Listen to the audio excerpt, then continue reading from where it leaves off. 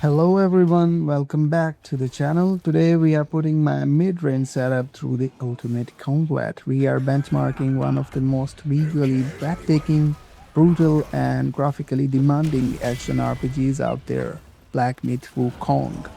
We will examine exactly how my hardware holds up, break down a highly unusual storage bottleneck that completely alters the experience, and look at the actual performance data across an array of major boss fights, spanning chapter 1, 2, and 3. So let's dive straight into it.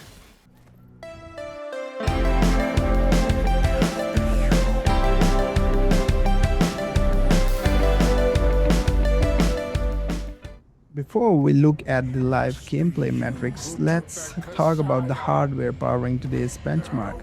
The core of this system is running on the classic, highly reliable Gigabyte D450M motherboard, paired with the incredibly efficient AMD Ryzen 5 5600 processor. For memory, we have got 16 GB of DDR4 RAM running in dual channel configuration. Handling the rendering duties is the star of the show, the Gigabyte RX 9060 XT 16 GB Overclocked Edition. Now for the storage configuration, I have a 256 GB SSD acting as a boot drive. But for this specific test, the game itself is installed entirely on a traditional 1 TB mechanical hard drive. Keep that detail in mind because it creates a fascinating technical scenario we are going to dissect in just a minute. In terms of setting, we are targeting a crisp 2K resolution using the higher preset. To optimize our frame budget without mudding the visual clarity, we are utilizing FSR 4 set to the quality profile. We have ray tracing turned completely off and frame generation is also disabled to get a true representation of the raw native rasterization power of this 9060 XT. Now, full disclosure for this video, for some odd reasons, the AMD software matrix overlay refused to hook into my recording. However, during my extensive live gameplay testing, the system maintained a highly impressive rock-solid average of 78 FPS during standard exploration and active combat. For a title running Unreal Engine 5 with this level of micro details, that is fantastic scaling out of AMD's architecture. Alright, now let's talk tech. You might be wondering why install a heavy modern game on a mechanical hard drive, right? Well, it provides a perfect real-world case study on asset streaming bottlenecks.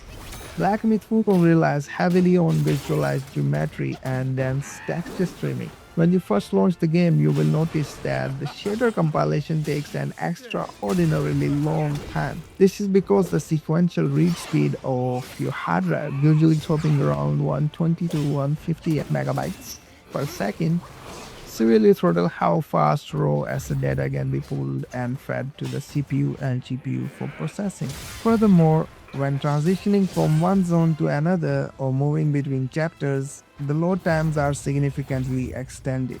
And here is where the show-off metric comes in. When you drop into a brand new area, you will encounter noticeable micro-stuttering for the first 60 to 120 seconds. This isn't your GPU failing, it's an input-output bottleneck.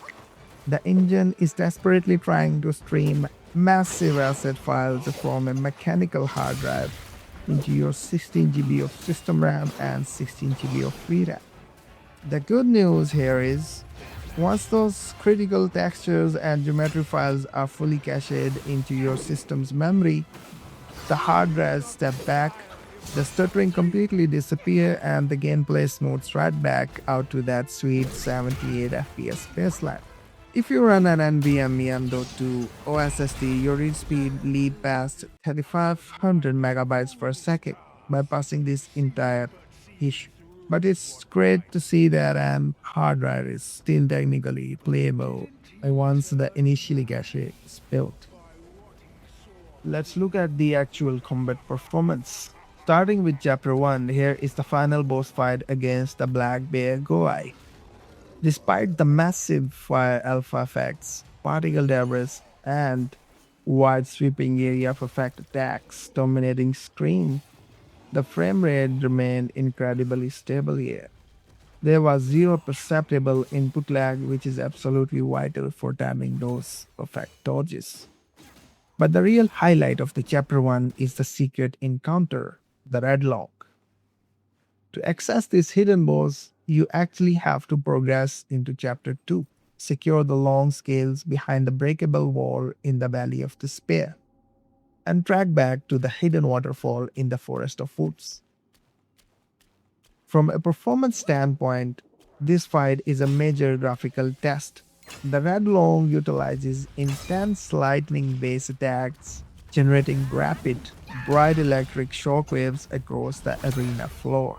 Normally, heavy particle bursts like this can cause sudden frame time spikes on AMD cards, but the RX 9060 XT handled the localized lightning render chains flawlessly, letting me focus entirely on targeting the exposed lightning cylinders on the dragon's back.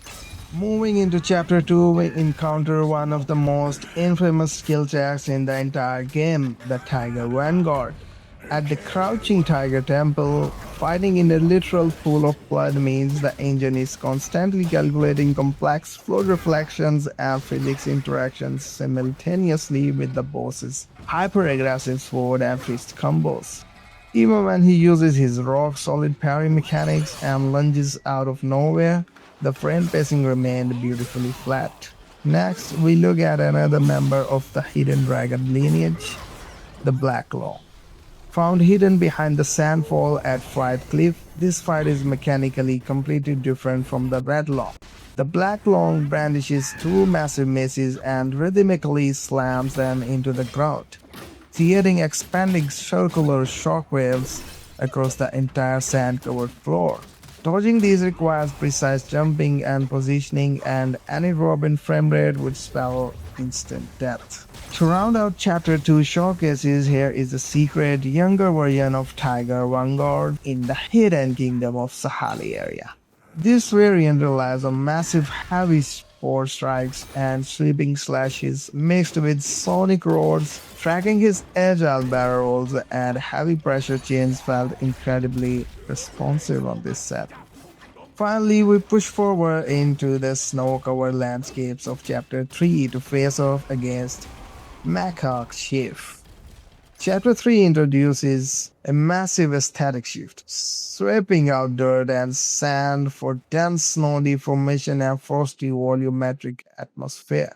The Macaque Chief is incredibly fast, utilizing a swift blade, rapid shadow rally board, and airborne diving attacks. Even with the added graphical overhead of rendering continuous snow deformation under our feet during high-speed movement, the combination of Ryzen 5 5600 and RX 9060 XT maintained our smooth performance target without dropping a beat. Now let's talk overall stability across my entire first comprehensive playthrough.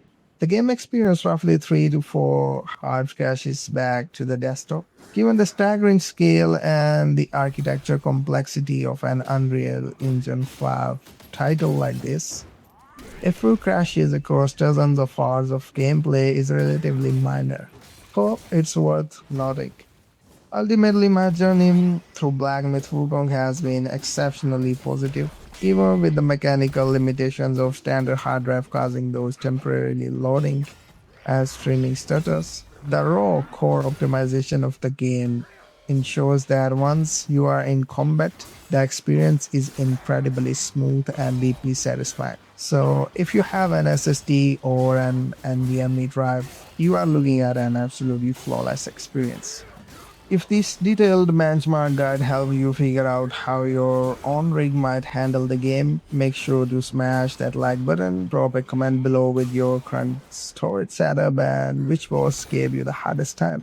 And don't forget to subscribe for more hardware optimizations, deep dive tests, and gaming content. Thank you so much for watching, and I will catch you all in the next video.